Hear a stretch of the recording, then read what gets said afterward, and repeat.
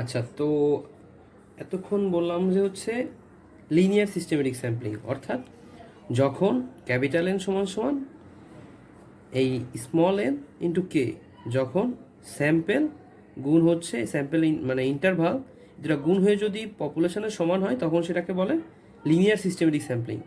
এখন আরেকটা ব্যাপার হচ্ছে কি, যদি এমন হয় not is equals to N K, এটা হচ্ছে আমাদের সার্কুলার সিস্টেমেটিক স্যাম্পলিং। তো সার্কুলার সিস্টেমেটিক স্যাম্পলিং কি আসলেও হয়? তো দেখি, সাপোজ আমাদের স্যাম্পেল আছে 7টা, 1 2 3 4 5 6 7, 7টা পপুলেশন আছে, অর্থাৎ পপুলেশন সাইজ 7। তো আমরা লিখলাম যে এখানে পপুলেশন সাইজ আমাদের 7, ঠিক আছে। তো পপুলেশন সাইজ 7, তো আমাদেরকে বলা হলো যে তুমি ক্যালকুলেট করো এইখান থেকে 2টা স্যাম্পেল, ওকে, এখান থেকে 2টা স্যাম্পেল ড্র করো। তো এন সমান সমান স্মল এন সমান সমান 2।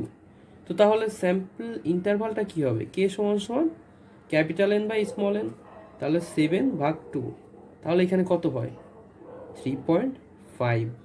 তো এইখানে তো আমরা অ্যাকচুয়ালি একটা মানুষ নিয়ে কাজ করতেছিলাম, তাই না? তো মানুষ তো আমাদের আসলে 3.5 হয় না, তাই না? বা যখন আমরা কোনো একটা স্যাম্পেলকে ড্র করব, তো ওই স্যাম্পেলটা তো আসলে আধা হয় না, কখনোই কোনো স্যাম্পেল আধা ড্র করা যায় না, হয় পুরোটা ড্র করতে হবে অথবা বাদ দিতে হবে। তো আমরা যদি এখান থেকে 3 নেই, সাপোজ এই কে সমান সমান অ্যাপ্রক্সিমেটলি 3 নেই, তাহলে আমাদের কে এর মান 3 আর স্মল এন এর মান হচ্ছে 2। এখন এই কে আর এন যদি গুণ করি তাহলে আমাদের হয় হচ্ছে 6, বাট আমাদের পপুলেশন আছে হচ্ছে 7। তো তাহলে কি হলো আলটিমেটলি? এটা হলো না যে capital N is not is equals to N into K, তাহলে এটাকে বলা হচ্ছে আমাদের circular sampling, circular systematic sampling, okay. তো যখন আমাদের এরকম আধাআধি হবে, অর্থাৎ এরকম দুইটা না মিলবে, capital N is not is equals to N K হবে, তখন এটাকে বলে সার্কুলার সিস্টেমেটিক স্যাম্পলিং। এখন আমরা জাস্ট সিস্টেমেটিক স্যাম্পলিংয়ের ডেফিনেশনটা একটু দেখব, আসলে ডেফিনেশনের সাথে যে কথাগুলো বললাম এগুলো কি মিল আছে কিনা।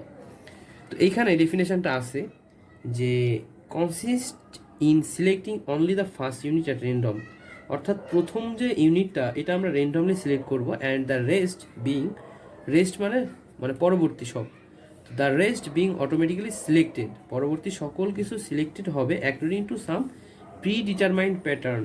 অর্থাৎ আমরা যে প্যাটার্নগুলো সিলেক্ট করলাম, যেরকম আমরা যে স্যাম্পলিং ইন্টারভেলটা বের করব কে সমান সমান, আমাদের সবসময় সিস্টেমেটিকে আমাদের কে সমান সমান বের করে নিতে হবে যে আসলে কততম স্যাম্পেলগুলো আসলে ড্র করতে হবে। অর্থাৎ যদি 3 ড্র হয় তাহলে 6 ড্র হবে, 6 ড্র হলে 9 ড্র হবে, এরকম অ্যাকর্ডিংলি আমাদের হচ্ছে এই ইন্টারভ্যাল অনুযায়ী আমাদের পরবর্তী স্যাম্পেলগুলো সিলেক্ট হবে। বাট প্রথম স্যাম্পেলটা আমরা কি করব? র্যান্ডমলি ড্র করব। তো এখানে একটা ইম্পর্টেন্ট নোটেশন হচ্ছে যে সবসময় এই যে কেটা, এটা আই থেকে বড় হবে। তো আসলে আইটা কি? আইটা হচ্ছে আমাদের যে স্যাম্পেল না, তম স্যাম্পেল, অর্থাৎ এই তম স্যাম্পেলটা সবসময় কে থেকে ছোট হবে। যেমন এখানে যদি দেখাই যে এইখানে আমাদের আসলে কে এর মান কত? কে এর মান 4 না? তো আমাদের যে আইতম স্যাম্পেল, অর্থাৎ প্রথম যে স্যাম্পেলটা ওইটা হবে এই কে থেকে ছোট।